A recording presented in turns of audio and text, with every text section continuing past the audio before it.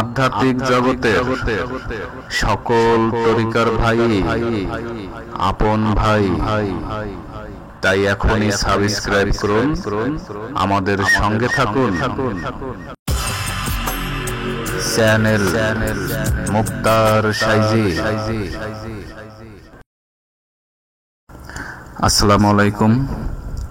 দম সাধনাই শ্রেষ্ঠ সাধনা।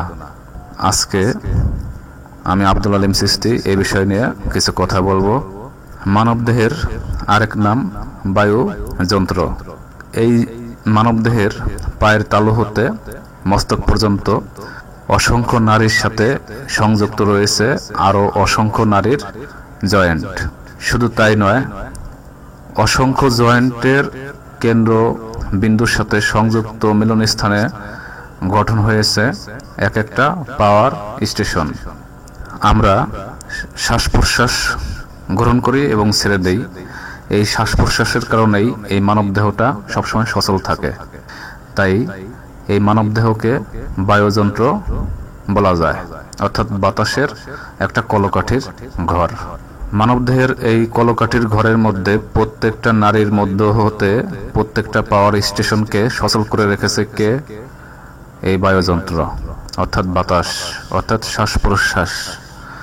প্রত্যেকটা নারী হতে নারীতে, প্রত্যেকটা জয়েন্ট হতে জয়েন্টে এবং প্রত্যেকটা পাওয়ার স্টেশন হতে পাওয়ার স্টেশনে বাতাস চলাচলে যে মানবদেহের মধ্যে বিন্দুমাত্র কোনো বাধা না পায়, তাহলে ওই দেহের শব্দের ঘরে যে কথা উচ্চারণ হবে তার সাথে সাথে সত্য হয়ে যাবে। এই কথাকে বলা হয় মহাবাণী। কিন্তু ইহার কারণ কি? কারণ শ্বাস প্রশ্বাসের মাধ্যমে মানবদেহের মধ্যে যদি স্বচ্ছ নির্মল কুচিন্তা মুক্ত কোনো বাতাস মানবদেহের মধ্যে সবসময় আদান প্রদান হয়, অর্থাৎ আসা যাওয়া করে, তাহলে ওই দেহের মধ্যে যে শব্দ উচ্চারণ হবে বা যে কথা আসবে সেই কথাগুলো হবে স্বচ্ছ সত্য কথা। আর এই সত্য কথাই হচ্ছে মহাবাণী। তাই দম সাধনা করে এই কলকাঠির মানব ঘরখানাকে নির্মল করে রাখার জন্য সাধকের অনেক সাধনা করতে হয়।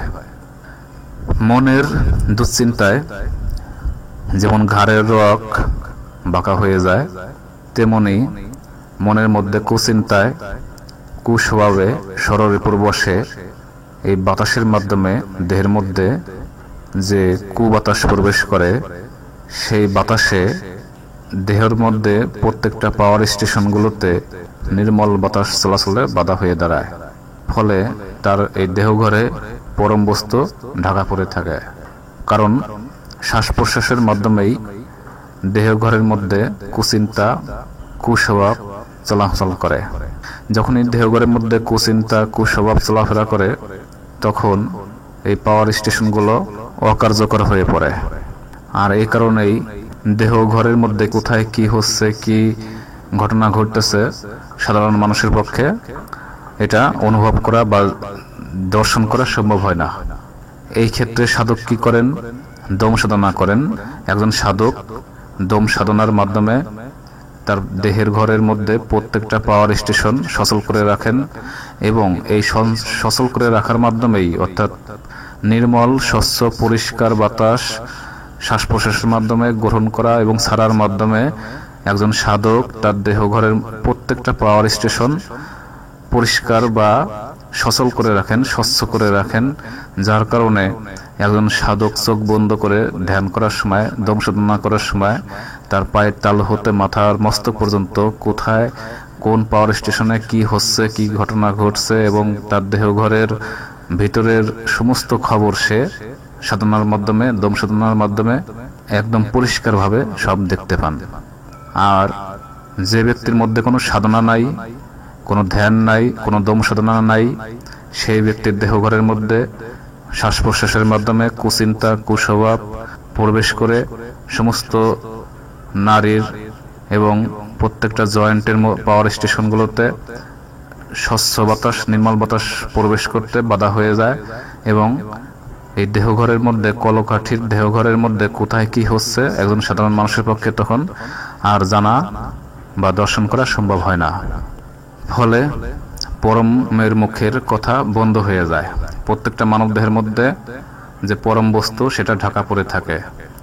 এরূপ ব্যক্তি মুখে যা বলে তা তার স্বরূপের কথা নয়, অর্থাৎ বাতাসের মাধ্যমে অর্থাৎ শ্বাস প্রশ্বাস গ্রহণ করা এবং ছেড়ে দেওয়ার মাধ্যমে যে মানব দেহের মধ্যে কুচিন্তা কুস্বভাব প্রবেশ করে তার পক্ষে কিছুতেই সম্ভব নয় স্বরূপ দর্শন করা।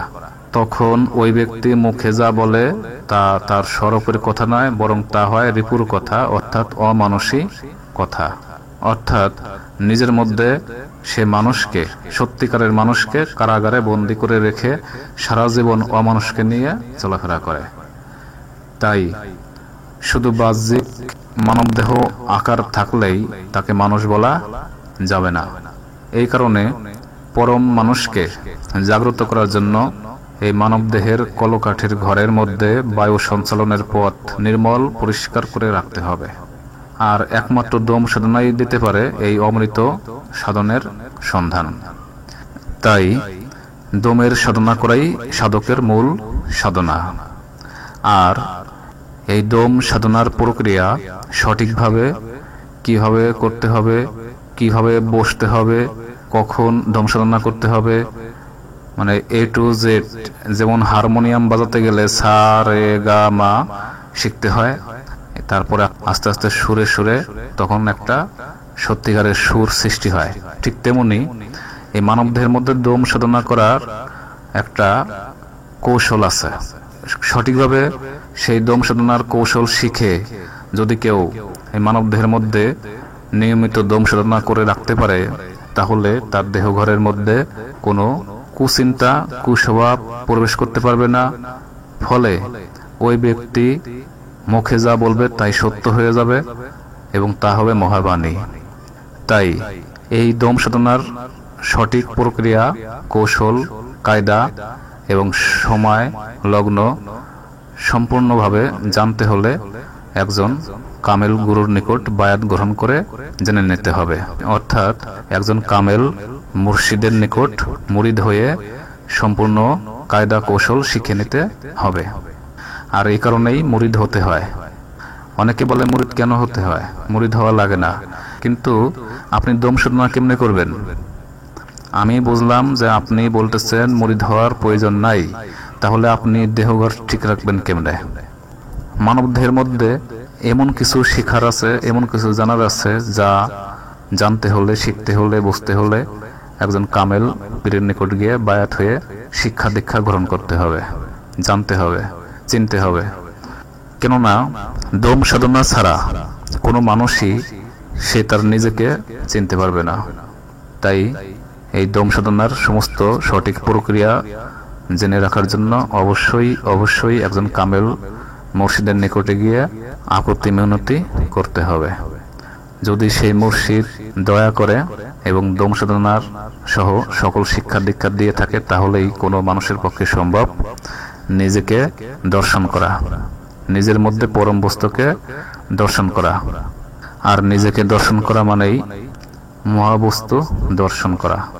সুতরাং দম সাধনার মাধ্যমেই দেহঘরের সমস্ত রোগ ব্যাধিকে দূরে রাখা সম্ভব, সমস্ত রিপু ষড়রিপুকে দূরে রাখা সম্ভব এবং স্বচ্ছ সুন্দর নির্মল বাতাস শ্বাস প্রশ্বাসের মাধ্যমে দেহঘরে প্রবেশ করিয়ে মহা পরম বস্তুকে দর্শন করা সম্ভব। তাই পরিশেষে একটি কথাই বলবো, তাওহীদের সাগরে একত্ববাদের ঘরে পৌঁছাতে হলে অবশ্যই বাতাসের সাধনা ছাড়া সেখানে পৌঁছানো কারো পক্ষে সম্ভব নয়। ধন্যবাদ সবাইকে, ভালো থাকবেন। আল্লাহ আলেক, সাই ভরসা।